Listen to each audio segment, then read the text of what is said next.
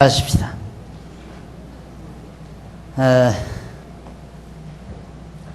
47절 1231페이지 47절 28장 47절 네가 모든 것이 풍족하여도 기쁨과 즐거운 마음으로 네 하나님 여호와를 섬기지 아니함을 인하여 네가 줄이고 목마르고 헐벗고 모든 것이 핍절한 중에서 여호와께서 보내사 너를 치게 하실 대적을 섬기게 될 것이니 그가 철멍에를 네 목에 메워 필경 너를 멸할 것이라.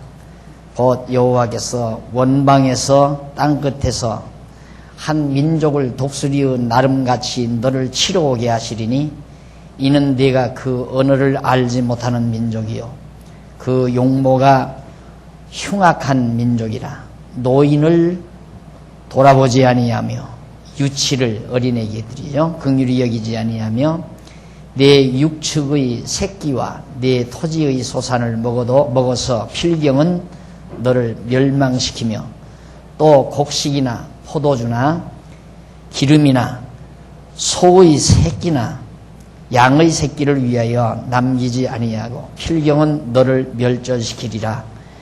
그들이 전국에서 네 모든 성읍을 에워싸고 네가 의뢰하는 바 높고 견고한 성벽을 다 헐며 네 하나님 여호와께서 네게 주시는 땅의 모든 성읍에서 너를 에워싸리니 네가 대적에게 에워싸이고 맹렬히 쳐서 곤란케 함을 당함으로 네 하나님 여호와께서 네게 주신 자녀 곧 네 몸의 소생의 고기를 먹을 것이라. 너희 중에 유순하고 연약한 남자라도 그 형제와 그 부모의 아내와 그 남은 자녀를 질시하여 자기의 먹는 그 자녀의 고기를 그 중 누구에게든지 주지 아니하리니 이는 네 대적이 네 모든 성읍을 에워싸고 맹렬히 너를 쳐서 곤란케 함으로 아무것도 그에게 남음이 없는 연고일 것이며 또 너희 중에 유순하고 연약한 부녀 곧 유순하고 연약하여 그 발바닥으로 땅을 밟아 보지도 아니하던 자라도 그 부모 남편과 그 자녀를 질시하여 그 다리 사이에서 나온 태와 자기의 낳은 어린 자식을 가만히 먹으리니 이는 네 대적이 네 생명을 에워싸고 맹렬히 쳐서 곤란케 함으로 아무것도 얻지 못함이니라. 46절까지 내용입니다. 이제 그 읽을 때 여러분 들으셨지만은 결국 네가 모든 것이 풍족하여도 아주 풍부하고 풍족하여도 기쁨과 즐거운 마음으로 네 하나님 여호와를 경외하지 않는다. 이게 무슨 아니에요. 우리가 얼른 생각하면 풍족하면 하나님 여호와를 경외하고 정말 항상 마음으로 즐거운 마음으로 하나님 섬기며 살 것인데 살아야 하고 또 살게 될 것 같은데 사람이 안 그렇다 그 말이죠. 그러니까 반대 현상이 나타나요. 재물이 풍성해지면 자꾸 생각이 육신적으로 흐르게 돼 있으니까. 그래서 이제 성경이 말하는 바가 재물과 하나님을 대등하게 놔요. 재물, 하나님. 재물과 하나님을 겸해서 섬기지 못한다. 예, 재물을 섬기면 하나님을 도외시하고 하나님을 섬기면 재물을 멀리하게 되고 이런 거죠. 근데 이게 이제 반드시 정상적인 방법은 하나님을 향해서 내가 갈 때 재물이 뒤따라오는 그건 하나님의 손에 달려있는 거니까 내가 하나님 잘 경외하고 살면 내게 필요한 하나님께서 그걸 일용할 양식이라고 이스라엘 백성에게는 그것이 육신의 양식이었죠. 역시 우리 사는 동안 먹고 입고 쓸 것 하나님이 다 적당하게 주시는 것이 이제 바로 하나님을 경외하고 나아갈 때 뒤따라오는 건데 이 둘을 맞놓고 인간은 항상 재물을 생각하게 되면 하나님 멀리하게 되고 하나님 생각하면 재물을 멀리하게 되고 이런 현상이 나타나요. 그래서 재물을 가까이 하다 보면 왜 재물은 가까이 하는가?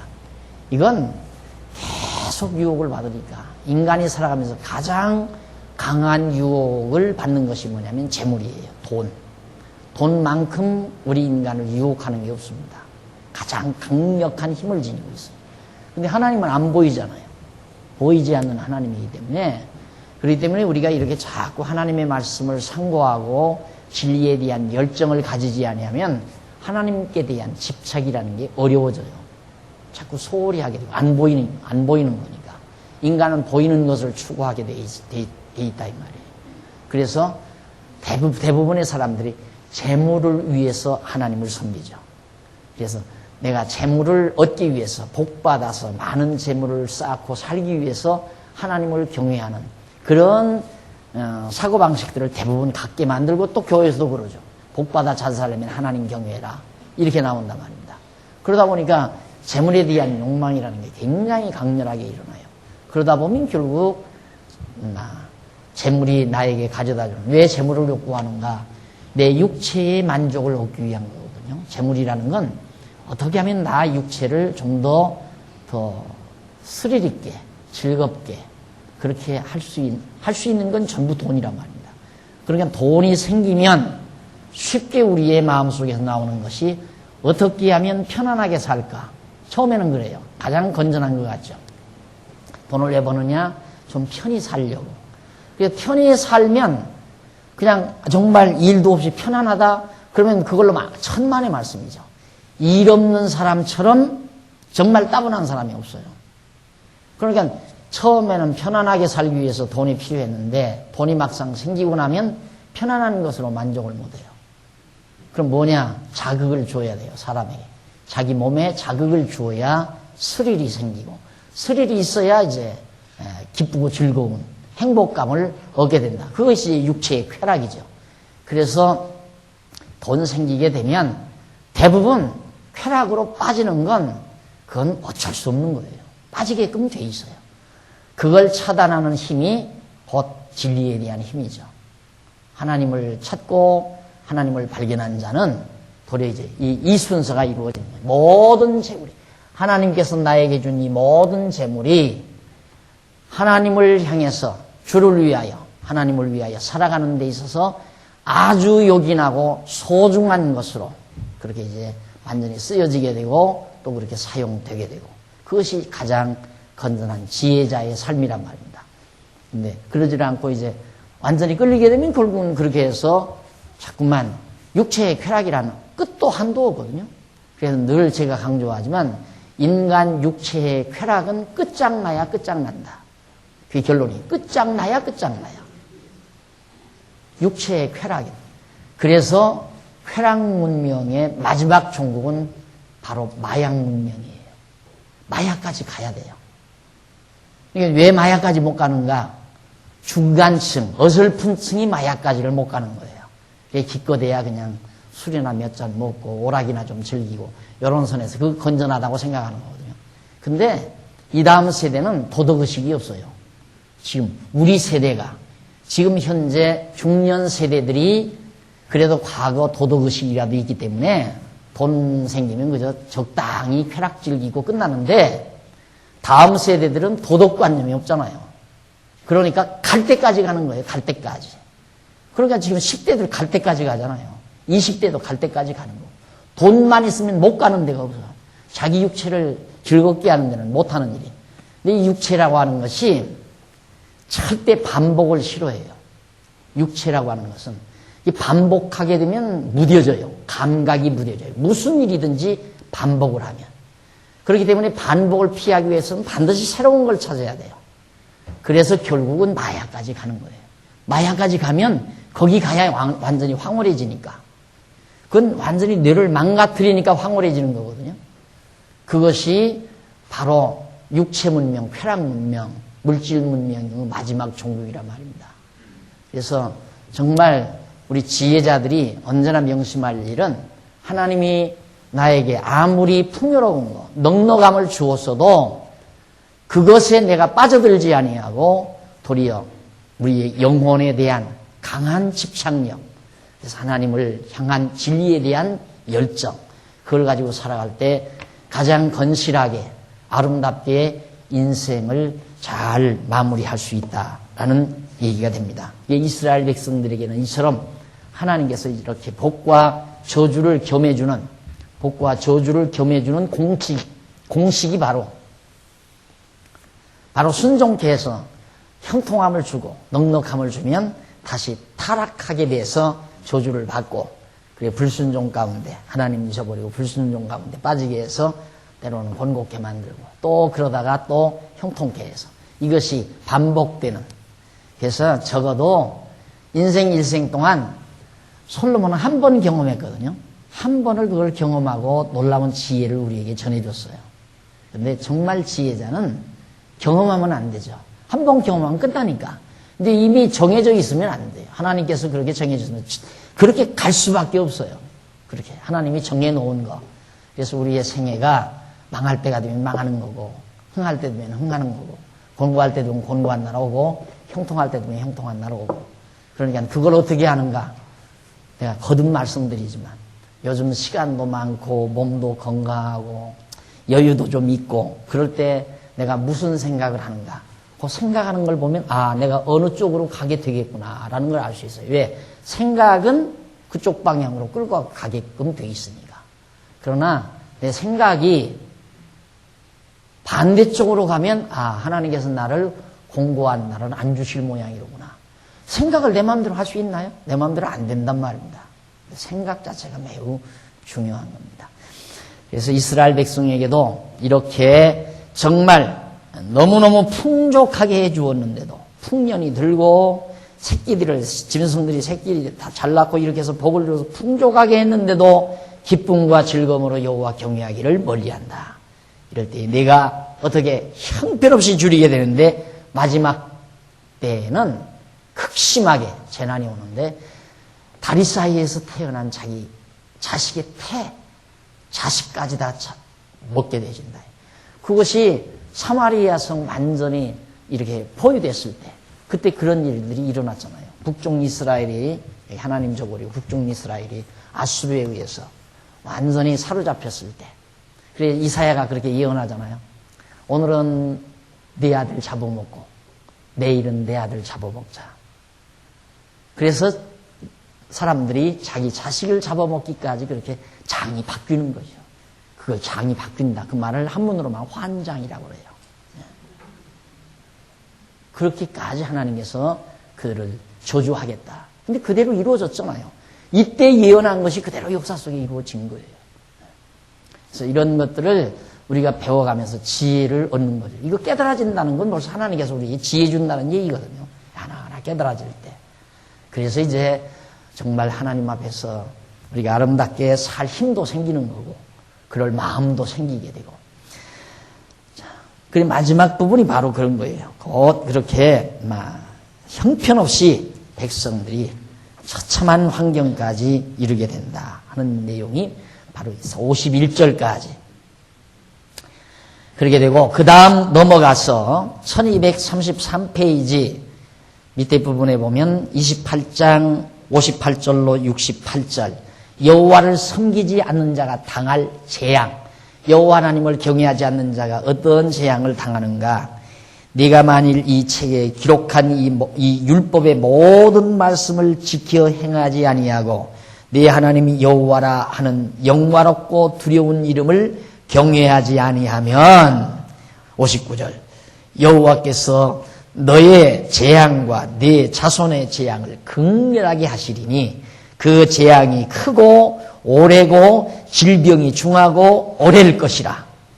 여호와께서 네가 두려워하던 애굽의 모든 질병을 네게로 가져다가 네 몸에 들어붙게 하실 것이며, 또 이 율법책에 기록지 아니한 모든 질병과 모든 재앙을 너희 멸망하기까지 여호와께서 네게 내리실 것이니, 너희가 하늘의 별같이 많았을지라도 네 하나님 여호와의 말씀을 순종치 아니하므로 남는 자가 얼마 되지 못할 것이라. 이왕에 여호와께서 너희에게 선을 행하시고 너희로 번성케 하시기를 기뻐하시던 것 같이 이제는 여호와께서 너를 망하게 하시며 멸하시기를 기뻐하시리니 너희가 들어가 얻는 땅에서 뽑힐 것이요 여호와께서 너를 땅 이 끝에서 저 끝까지 만민 중에 흩으시리니. 또 나오죠? 여기. 자, 이때도 북쪽 이스라엘이 721년이죠. 예수님 오시기 전 721년 전, 그때 아시리아 제국이죠. 일반 문화사 역사에서는 아시리아라고 그러죠. 성경에는 아수르 제국에 의해서 완전히 다 사로잡혀 사마리아 성이 이렇게 에워쌌다가 결국은 망해가지고 다 끌려가고 다 죽고 망하고 형편없이 돼버리고 말았어요. 그 아시리아 제국 그 넓은 땅에 다 흩어지고 산 거 덜어들어. 그리고 남은 자 얼마 안 됐다 이 말이죠. 그 뒤로 또 얼마 안 지나서 587년, 그러니까 한 150년 후에 북쪽 이스라엘이 망한 다음 150여 년 후에 5, 60년 후에 남쪽 유다도 완전히 바비로니아에 의해서 다 끌려가잖아요. 지금 이때 여긴 말씀 요대로가 뽑힌다. 다 만방에 흩어진다. 네가 그곳에서 너와 네 열조에 알지 못하던 목석 우상을 섬길 것이라. 64절에 나오는 말씀이죠. 여기 가서 바벨론 신, 아수르 신, 이들의 이방 신들을 섬기며 산다 이 말이죠. 왜? 하나님 왜 그러시는가? 그 이유는 가나안 땅 여기 들여보낸 것은 절대 우상 섬기지 말고 눈에 보이지 아니하는 여호와 하나님, 애굽 땅 종되었던 집에서 인도하여 내신 여호와 하나님만 경외하고 살라. 그게 이제 이 땅에 인도하신 거 아니에요. 그런데 여기서 하나님께서 풍요롭고 복을 주어서 잘 먹고 잘 살고 여유 있게 만들어 놓으니까 여호와 하나님을 경외하는 것이 아니라 저 소견에 오른 대로 여호와 하나님 멀리하고 우상 섬기고 이방신과 더불어 이방 민족과 더불어 우상 섬기고 그렇게 살아간다 이 말이에요. 그러니까 이때가 망조예요, 사실. 이 솔로몬 왕 때. 솔로몬 왕 때 이때 들어온 우상들이 계속, 물론 중간중간 다 개혁을 하죠. 종교 개혁을. 좋은 왕들이 들어 나타나서 다 우상 타파하고 하지만은 그 다음 왕이 일어나면 또 갖다 그걸 세우는 거예요. 우상 같은 거. 끝내 우상 성기니까 북쪽 이스라엘은 아예 우상 국가고요. 그러니까 그럴 바에는 왜 이 땅에서 우상 성기냐. 시각 가서 너 맘대로 그들 민족에 가서 그들 민족의 신 우상 한번 섬겨봐라 이 말이죠. 왜? 그래야 깨달으니까. 내가 늘 그러잖아요. 인간은 들어서 깨닫는 것만이 아니라 들어서 깨닫는 건 막 그런가 보다. 그럴 것 같네. 그렇죠? 그런데 경험함으로 깨닫는 건 그렇다. 이렇게 된다. 것이다가 아니에요. 이렇다. 확증이 오는 거라요. 그래서 하나님께서 반드시 이론만 가르치는 것이 아니라 경험하게 만든다 이 말이에요. 경험하게. 그렇게 해서 이방신 섬기며 사는 것이 얼마나 고통스러운 건가를 하나님께서 깨닫게 하기 위해서 다 여기서 뽑아 흩어버리겠다. 이방 나라에.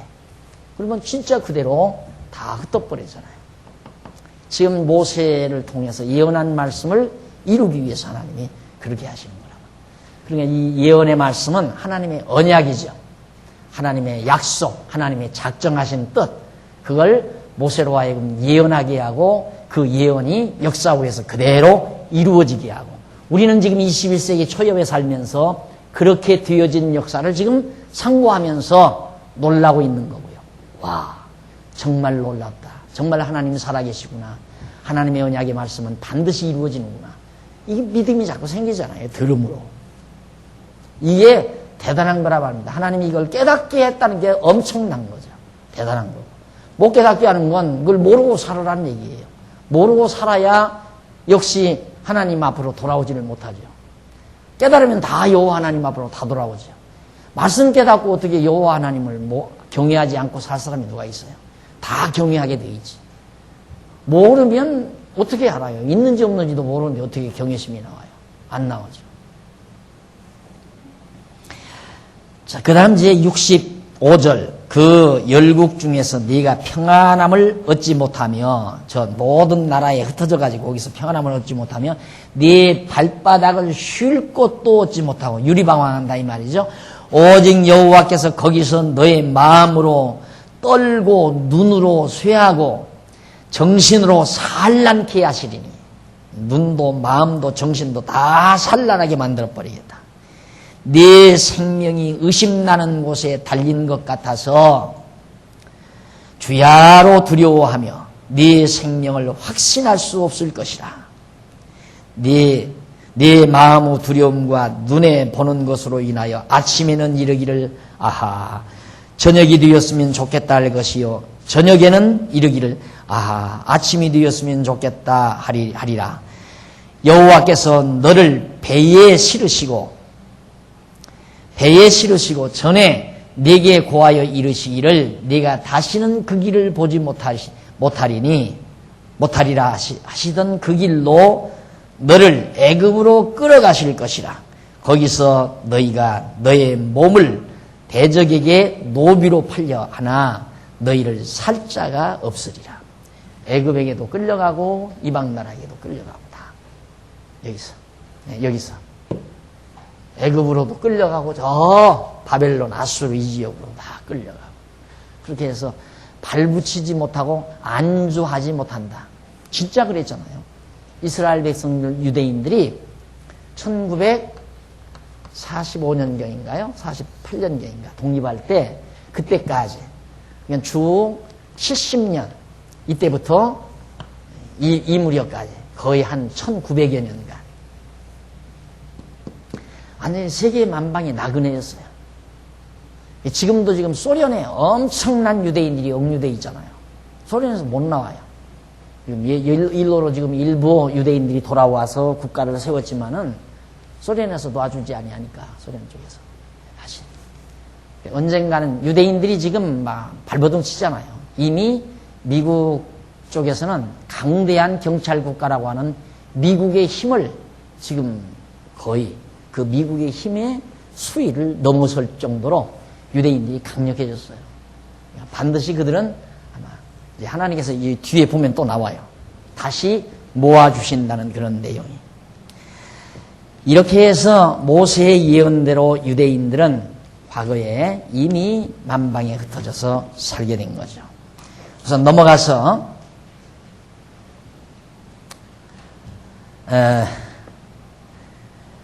1236페이지 위에서 두 번째 줄 끝부분에 보면 이러한 참혹한 저주에 대한 예언은 훗날 그들의 역사 과정에서 그대로 이루어진 거죠. 지금까지 내가 설명한 그거예요. 다 이루어졌다. 줄 바꾼데 이상에서 모세가 명한 언약 가운데 호렙산 언약에 의한 복과 저주에 대한 약속은 택함받은 성도에게 신령한 복을 주시려고 대신 저주를 받아 십자가에서 대속의 죽음을 죽으신 예수 그리스도에 대한 예표로서의 모형과 그림자이다. 아까 설명 다 했죠.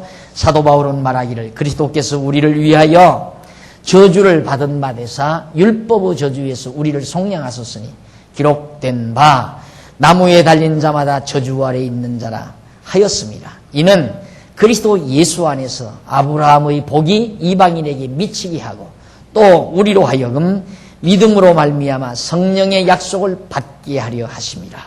라고 예수 그리스도께서 우리의 받아야 될 저주를 대신 받아주셨다. 율법이 우리에게 주는 저주를 예수님이 다 받으셨다. 그래서 우리를 순종자로 만들어서 하나님의 자녀가 되게 하셨다. 그래가지고 이제는 자녀에게는 징계, 채찍, 사랑의 징계. 히브리서 기자가 그러죠. 자녀에게는 사랑의 징계. 징계가 없으면 참 아들이 아니고 사생자다. 히브리서 기자가 말하듯이 오늘 우리에게는 이제 사랑의 징계가 있을 뿐이죠. 저주는 없어요. 사랑의 징계.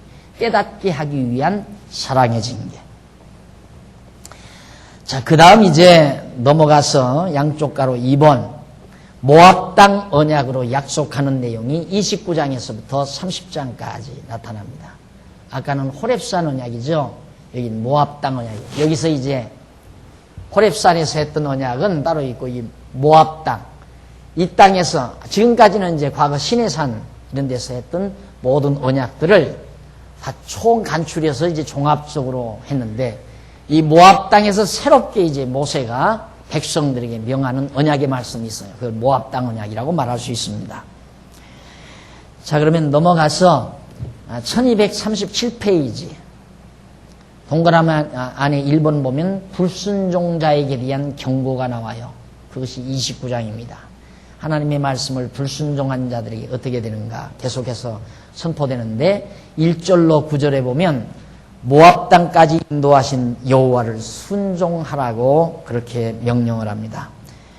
호렙에서 이스라엘 자손과 세우신 언약 위에 여호와께서 모세에게 명하사 모압 땅에서 또 그들과 세우신 언약의 말씀이 이러하니라 하면서 모압 땅에서 새롭게 또 세우신 언약이 있어요.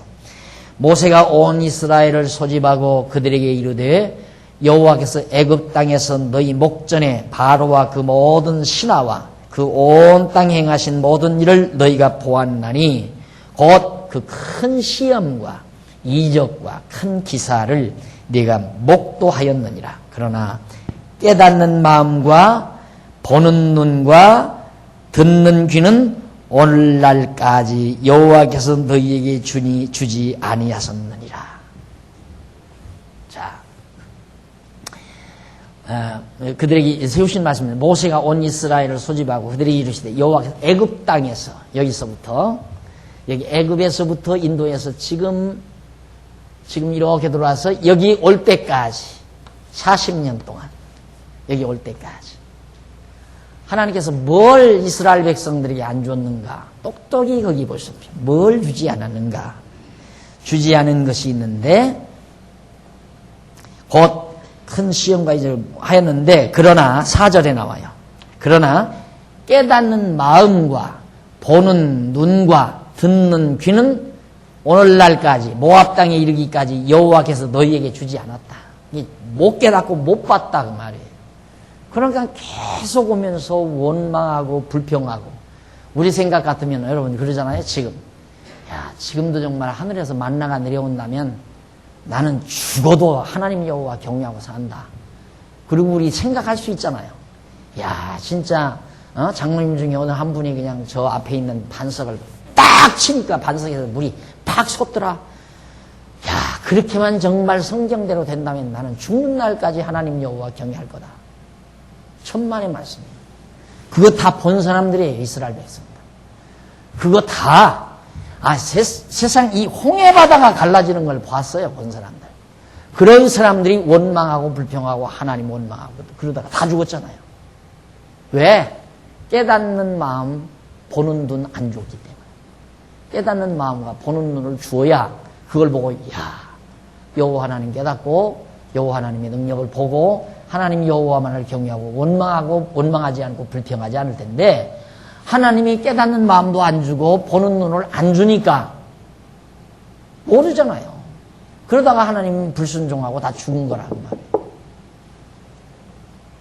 맞지요? 틀림없이 하나님께서 불순종하게도 하고 순종하게도 하시고 깨닫는 마음 주면 깨달을 수 있고 깨달을 수 있지만 못 깨닫게 하시면 죽어도 못 깨닫아요.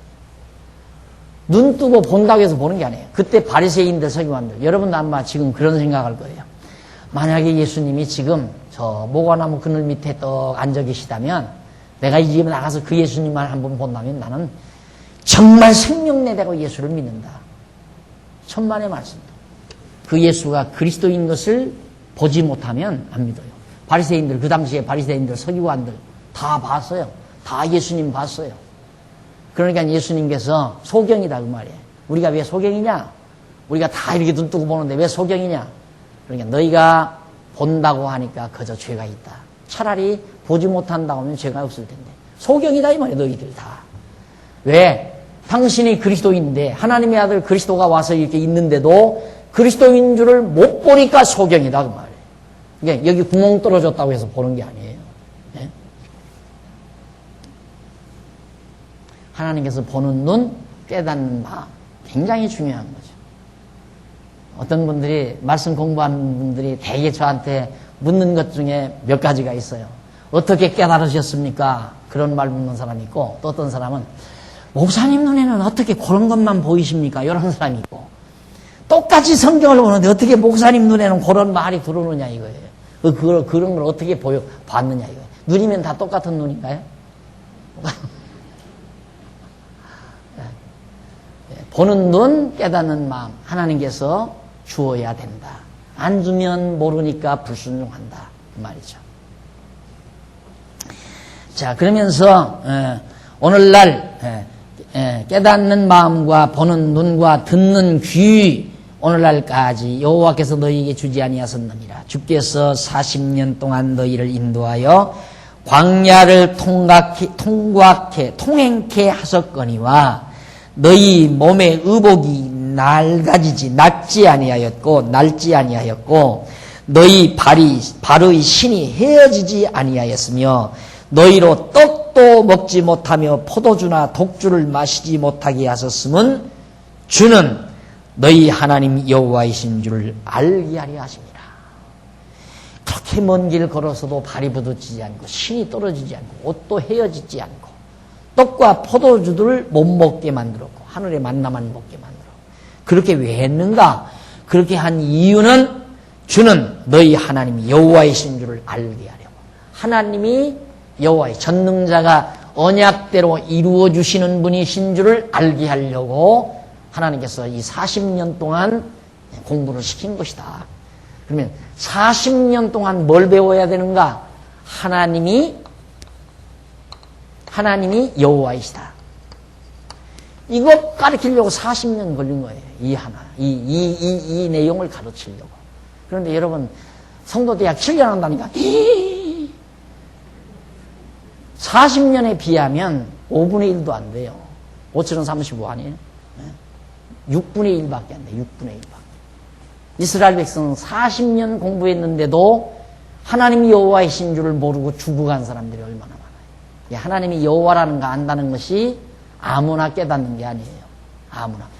간단하죠, 내용은. 하나님이 여호와시래. 하나님이 여호와시래. 와서 한 1, 2분만 들으면 하나님이 여호와시라고 가르치더라. 그렇다고 해서 깨달은 게 아니잖아요.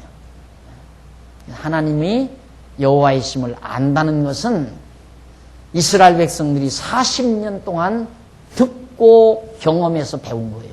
그래도 모르는 자가 있어서 죽었다고 말이에요.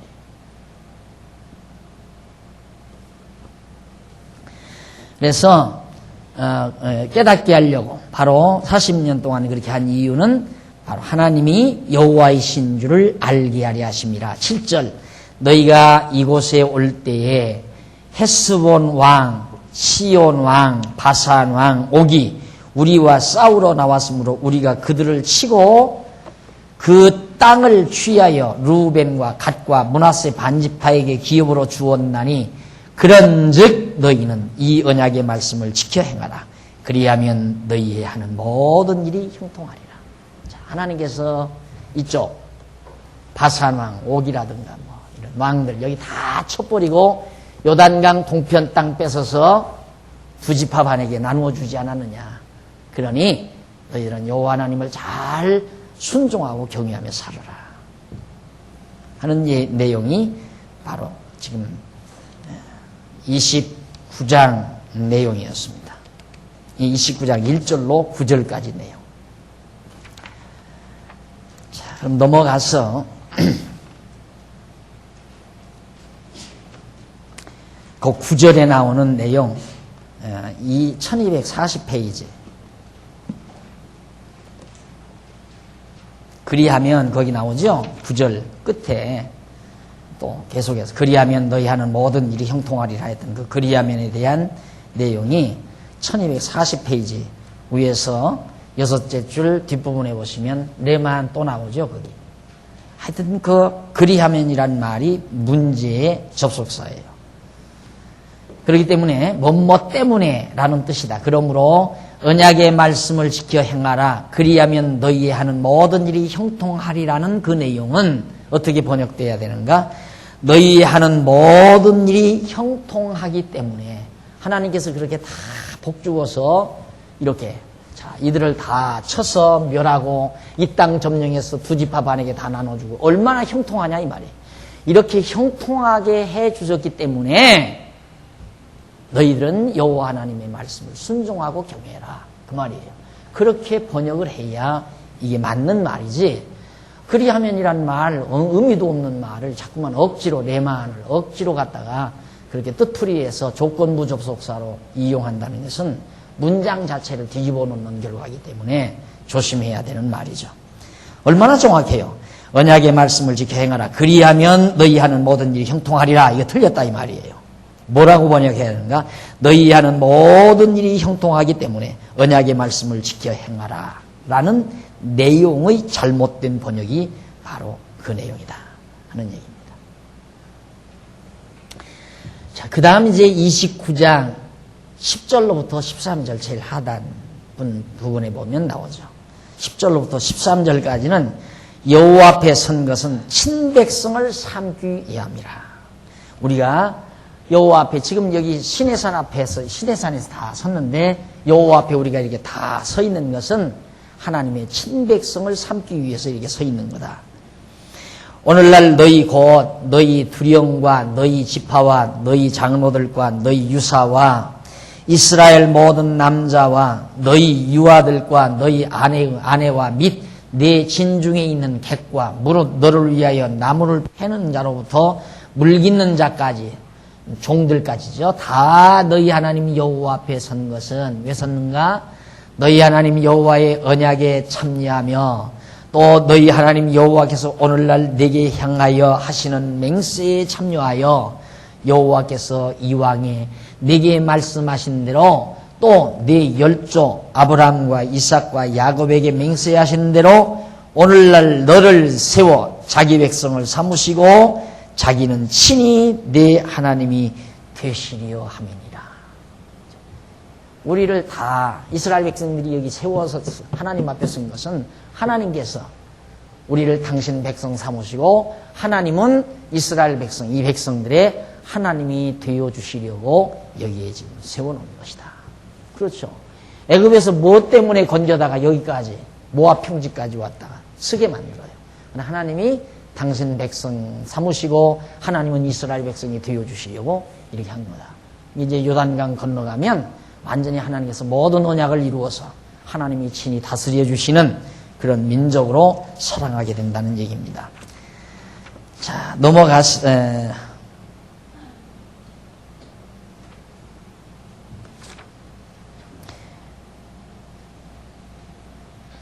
14절. 아니요.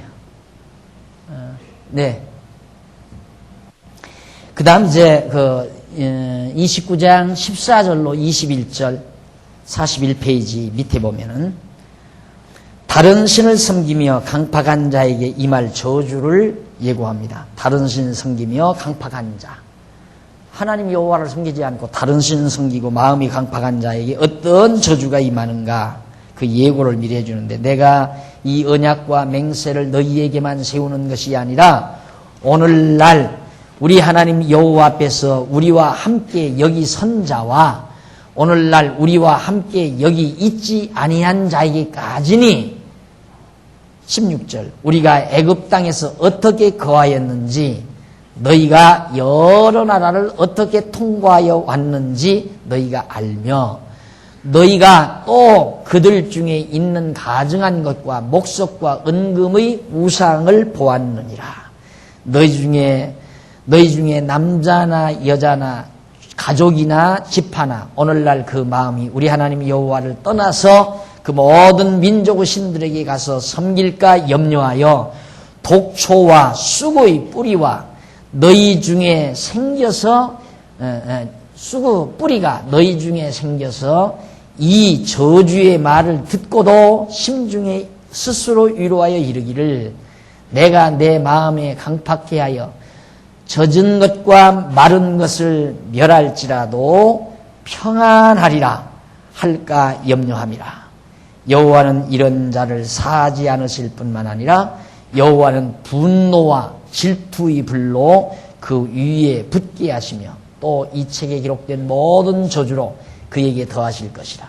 여호와께서 필경은 그의 이름을 천하에서 도말하시되 여호와께서 곧 이스라엘 모든 지파 중에서 그를 구별하시고 이 율법책에 기록된 언약의 모든 저주대로 그에게 화를 더하시리라. 하나님께서 누구에게 언약하시느냐면 지금 여기 서 있는 자들, 그러니까 이 시대 사람이죠. 이 다윗 시대, 모세 시대. 모세가 지금 하는 거예요. 지금 모세 앞에 모세와 함께 서 있는 자들뿐만 아니라 이 자리에 없는 자들, 그게 누굽니까? 앞으로 태어날 자들. 이들에게도 다 대상으로 해서 언약하는 내용이다. 그러니까 그 언약이 여기 와서 이루어지는 거죠. 이 사람들은 여기 없었던 사람 아니에요. 모세와 함께 없었던 사람인데 후대에 한 1000년 가까이 이후에 태어난 사람인데 그들에게 이때 언약한 말씀이 그대로 이루어졌다. 그래서 하나님께서 이제 여기 보면 염려한다, 뭐 두렵다 이런 말 나와요. 염려한다, 두렵다 이런 말이 그냥 사전에 보면 그대로 염려한다, 두렵다 이런 뜻이에요. 그러나 하나님께서는 하나님의 그 심정을 표현하는 하나님의 용어가 없잖아요. 언어라고 하는 것은 다 인간이 사용하는 언어이기 때문에 하나님께서 당신의 뜻을 인간의 언어로밖에는 표현할 수가 없죠. 그럼 하나님의 염려와 인간의 염려가 똑같은가? 인간은 무능한 자의 입장에서 염려해요. 그러나 하나님은 능력 있는 자의 염려란 말입니다. 그러니까 이렇게 이해하시면 돼요. 나는 도저히 연탄도 가서 사올 수도 없고 사올 돈도 없고 왜 어리니까 아기가. 그러니까 걱정스러운 거예요. 석양에 해는 기울어지고 날씨는 점점 차니까 도저히 할 수 없으니까 걱정을 해요. 그게 인간의 염려고 걱정이에요. 쉽게 말하면. 그러나 어머니 아버지는 돈도 있어야 충분해요. 그런데 걱정해요 안 해요? 아이고 연탄이 있어야 하는데 아이고 저녁에 추위 오겠다. 염려하고 걱정해요. 왜? 그 염려와 걱정은 무능한 염려와 걱정이 아니잖아요. 전화해서 돈 주면 연탄 가져오는 거예요. 예를 들면 석유 갖다 집어넣어주고. 그러니까 하나님의 염려라고 하는 것은 우리 인간이 가지는 염려와 전혀 다른 거예요. 인간의 염려는 무능한 염려지만 무능함을 배경으로 한 염려지만은 하나님의 염려는 능력이 있으신 염려예요. 그러니까 사랑의 염려죠. 사랑이 깃들인 염려. 그것이 다른 겁니다. 그래서 여기에서 염려한다, 두렵다 이런 말들이 하나님의 무능함에서 나온 그런 하나님 같으면 나는 안 믿어요. 안 그래요? 하나님도 걱정하고 계시는 분이라면 당신 걱정도 해결 못하는 분이 내 걱정을 어떻게 해결해줘요? 또 하나님이 그렇게 두려워하시는 분이라면 내 두려움을 어떻게 해결해줘요? 안 그래요? 하나님도 호랑이 보면 겁이나 벌벌벌 떨리는 분이라면 그런 하나님 뭐하러 믿느냐 이 말이죠. 그래서 여기서 나오는 두렵다, 하나님이 염려한다 이런 말들은 다 우리 인간, 하나님의 택한 백성들을 사랑해서 나오는 사랑의 염려예요. 아이고 연탄 없어서 걱정이다. 우리 애기들 천방에서 자면 그러다가 감기 들리면 어떡하나. 이것이 부모의 염려이듯이. 그런 염려 때문에 연탄을 들여와서 뜨뜻하게 해서 자녀들 재우는 거 아니겠어요? 그것이 바로 그런 차원에서 하나님의 염려를 조금 지금 하나님이 염려한다, 두렵다라는 말을 이해시키려니까 억지로라도 그런 비유를 들어서 여러분들에게 이해시키는 거예요. 그러니까 하나님의 언어와 하나님의 심정과 우리 심정은 전혀 다르다는 거. 그걸 신학에서는 그걸 인간의 감정을 하나님의 감정으로 표현하는 용어다. 이런 식으로 이제 풀어서 신학적 용어로 말을 해요. 이런 말들을. 그러니까 인간의 감정을 하나님의 감정으로 응용해서 사용한 것이다. 그러니까 그런 것이 똑같이 인간의 감정과 하나님의 감정이 같다고 그렇게 생각하면 안 돼요. 그걸 어떻게 표현할 길이 없잖아요. 하나님의 절대적인 감정을 표현할 언어가 없어요. 인간 사회는 그런 언어가 없으니까. 그래서 그렇게 표현된 것이지 이것이 정말 하나님이 무능해서 염려하고 두려워하는 게 아니다. 자, 사랑하는 백성들이 그처럼 잘못될까 염려하고 두려워한다. 그러면 염려 안 하면 불순종하게 안 하게 하면 될 거 아니냐. 이래서 이런 부분이 어려운 거예요. 하나님이 그렇게 불순종하고 저주를 받을까 염려한다면 불순종 안 하게 하면 되는데 뭘 걱정하느냐. 이 말 되잖아요. 여기에서 이제 꼬이는 거예요, 생각이. 그래서 풀어지지 않는 거예요. 예, 이런 용어들은 바로 하나님의 감정을, 하나님의 본디 감정을, 사랑의 감정을 표현하는 한 인간적 언어를 하나님께서 응용한 것이라는 거. 그렇게 이해하시면 쉽게 정리가 됩니다. 그래서 거기 보면 43페이지 1243페이지 제일 위에 보면 제일 위에 앞부분에 보면 18절과 19절에 염려라는 말은 히브리 원문으로 펜이라는 말인데 이는 뭐뭐 하지 않도록 또는 하지 않기 위하여라는 뜻이다. 19절에 젖은 것은 히브리 원문으로 라웨라는 말인데 이는 흠뻑 젖다는 뜻이고 마른 것은 히브리 원문으로 짜메라는 것인데 바로 그건 뭔가 이는 갈망하다는 뜻이다. 그러므로 젖은 것과 마른 것은 이방신을 섬기는 일에 흠뻑 젖은 것과 이방신을 섬기기를 갈망하는 것 그걸 말하는 거예요. 그러니까 번역이 잘못된 거예요. 지금 이거 젖은 것과 마른 것 이것은 그냥 이방신 섬기는데 폭 빠진 것 그게 젖은 것이란 말이에요. 그다음 마른 것 갈망한다 이 말이에요. 갈망하다. 입이 메말라서 막 물을 갈망하는 거 있잖아요. 갈망하다 그런 말이에요. 그러니까 우상 섬기기를 갈망하는 행위 그걸 마른 것이라고 우리말로 번역한 거예요. 그래서 성경 번역상 이런 조금씩 문제되는 것들이 많이 있습니다. 그러니까 염려라는 말도 뭐뭐하지 않도록 뭐뭐하기 위하여 그런 말이죠. 그러니까 이제 다시 의미를 확인합니다.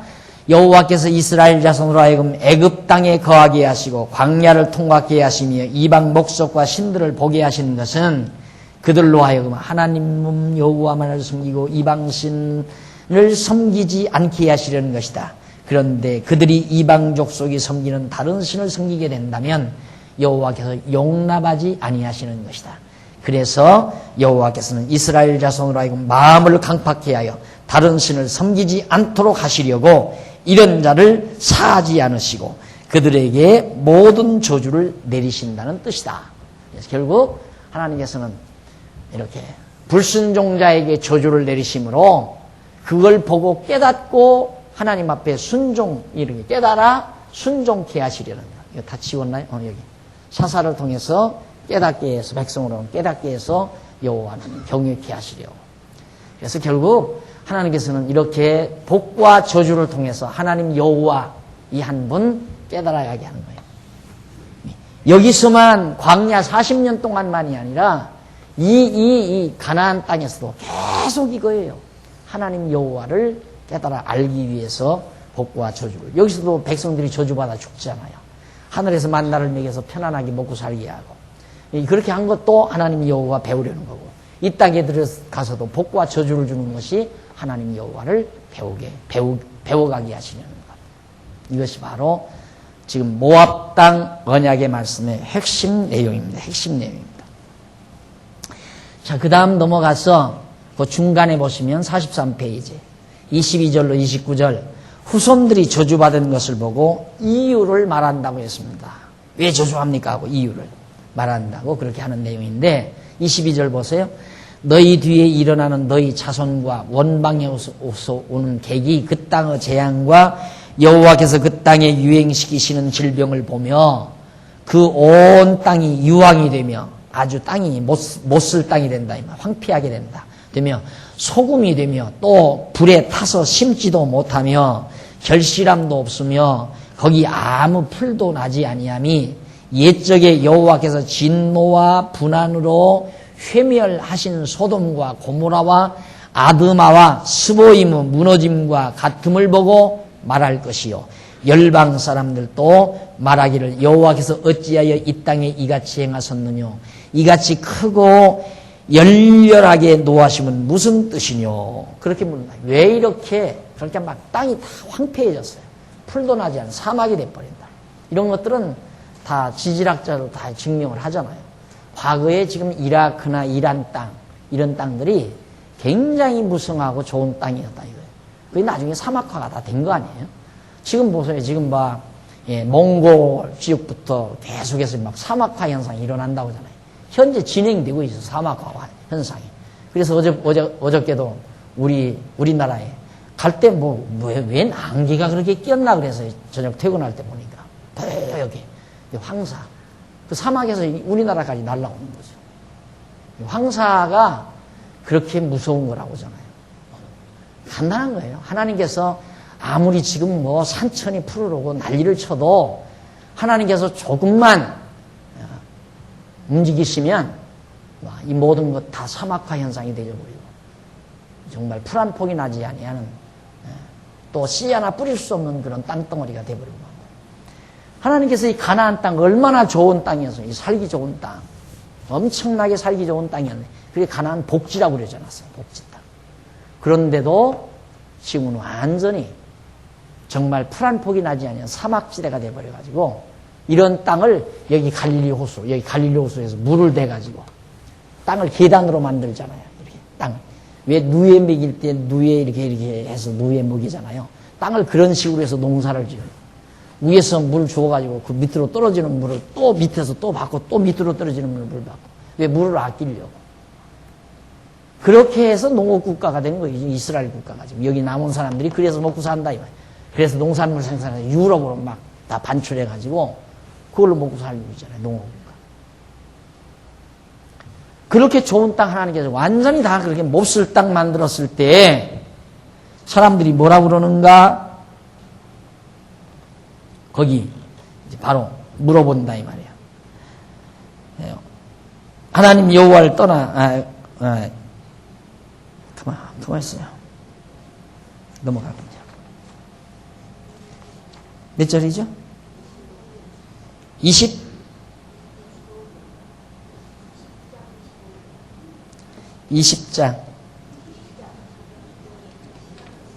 29장 25절 이쪽으로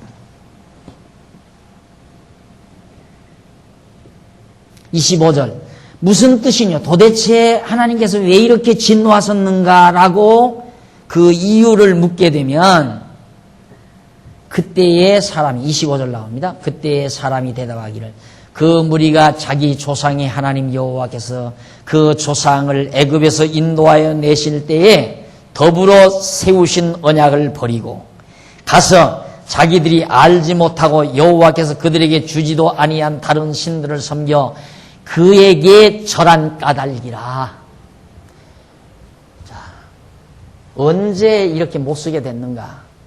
이다. 여기서 살을 앞혀가고 북쪽 사마리아 여기 이제 남쪽이 유다가 이만큼 유다 아니에요? 사마리아는 이쪽에 있고 예루살렘은 여기 있고 지도 대충 알죠. 여기서 잡아가고 여기서 다 끌려가고 다 끌려간 뒤로부터 이 땅이 점점 사막화가 되어버린 거예요. 쓸모가 없으니까 여기 블레셋 이쪽에 자리 잡고 있는 블레셋 사람들이 유대인들은 다 나가버리고 도저히 사람 살 곳이 못 되니까 다른 사람은 여기 욕심낼 필요도 없잖아요. 여기 이쪽에 사는 사람들이 이쪽 뭐 바벨론, 아수르나 이쪽 지역 사람들이 여기를 올 리도 없고 땅이 점점 쓸모가 없으니까 쓸모없는 땅을 이 블레셋 사람들이 이 팔레스타인이죠. 이 블레셋. 이 사람들이 점점 이걸 차지한 거예요. 차지해가지고 지금 1900여 년간 기득권을 가지고 있는 거예요. 원래는 가나안 7족 속의 땅이고 그 다음 하나님께서 이스라엘 백성들에게 이 땅을 점령하게 살게 한 곳이고 그 다음에는 이스라엘 백성들이 나간 뒤 완전히 황폐해져 가지고 그 땅 쓸모없는 땅을 바벨론 이 블레셋 팔레스타인들이 점령하고 여기저기 점령하고 그냥 산 거예요. 예루살렘도 점령하고. 왜 이렇게 됐다느냐? 이 땅이 그러니까 이 사람들이 애굽 땅 종되었던 집에서 인도해 낸 하나님 여호와를 저버렸기 때문이란다. 이러고 전한다 이거예요. 부대 사람들이. 그러면서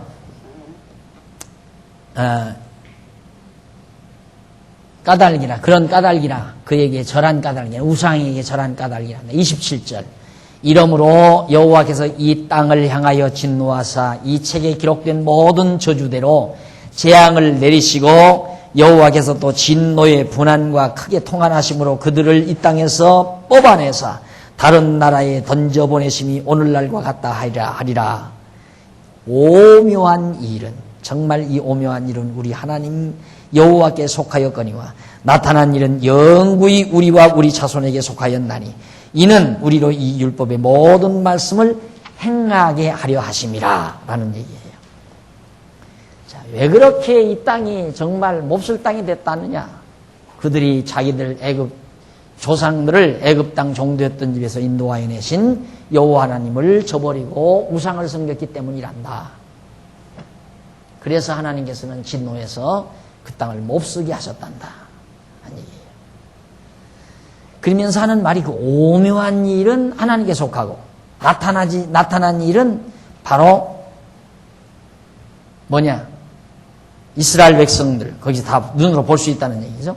그래서 1245페이지 보세요. 29절 거기 나오죠? 위에서 네 번째 줄. 45페이지 위에서 네 번째 줄 29절에 거기 보면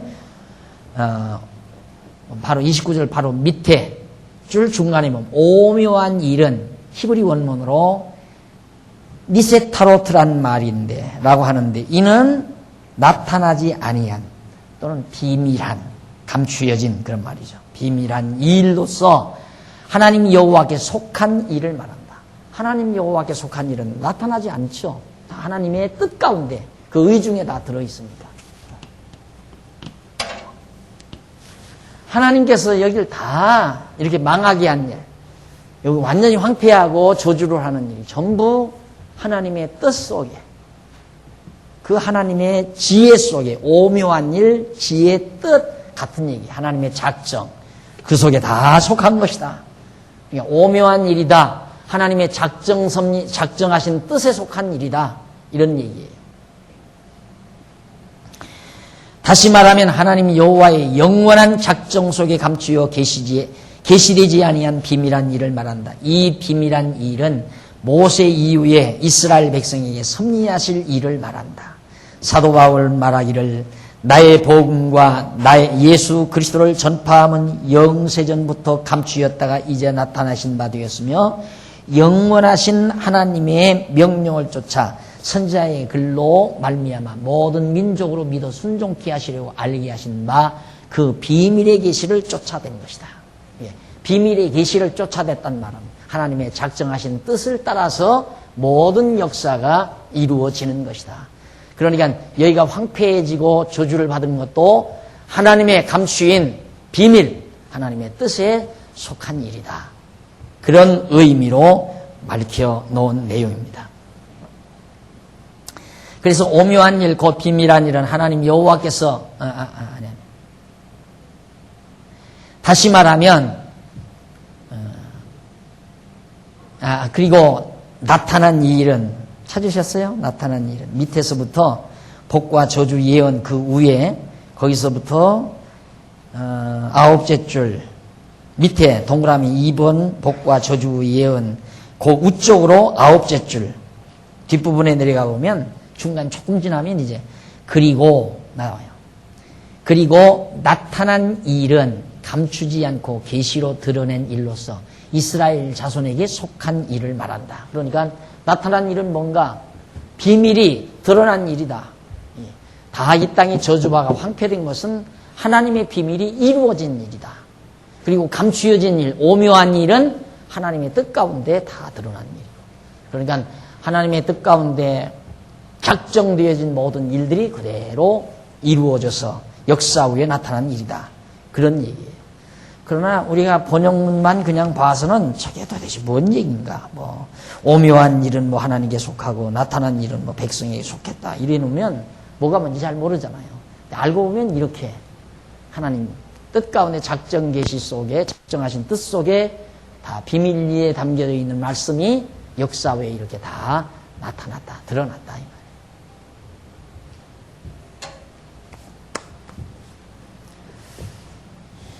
그 다음 이제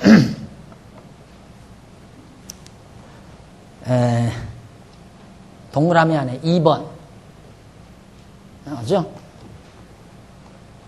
동그라미 안에 2번 나오는데 복과 저주에 대한 예언입니다. 복과 저주에 대한 예언 다음 시간에 여러분들에게 설명해 드리도록 하고 오늘 강의 여기서 마치도록 하겠습니다. 기도하십시다. 긍휼과 자비가 많으신 하나님 아버지, 은혜와 사랑을 진심으로 감사드립니다. 오늘도 하나님께서 저희에게 소중한 시간을 허락해 주셔서 모세를 통해서 주신 호렙산 언약과 모압 땅 언약에 대한 귀한 말씀을 저희들이 상고하면서 지금도 살아계셔서 역사를 주관하시고 섭리하시는 놀라운 하나님의 능력을 다시 한번 확인했습니다. 아버지 하나님, 오늘 우리에게 이미 정해놓으시고 섭리하시는 하나님의 그 비밀의 뜻을 우리들이 정말 하나하나 삶을 통해서 발견하면서 그 모든 과정을 통하여 더욱 여호와 하나님됨을 기억하게 하시고 여호와 하나님을 잘 경외하며 사는 슬기롭고 지혜로운 종들이 되도록 역사하시옵소서. 오늘 또 이 귀한 말씀 널리 증거하는데 우리 동참하기 위해서 연보했습니다. 드려진 귀한 연보 소중하게 사용되고 결실 맺어서 하나님 앞에 영광 돌려지도록 함께해 주시옵시기를 비오며 죄인 공로옵사오나 예수님 이름으로 기도드립니다. 아멘.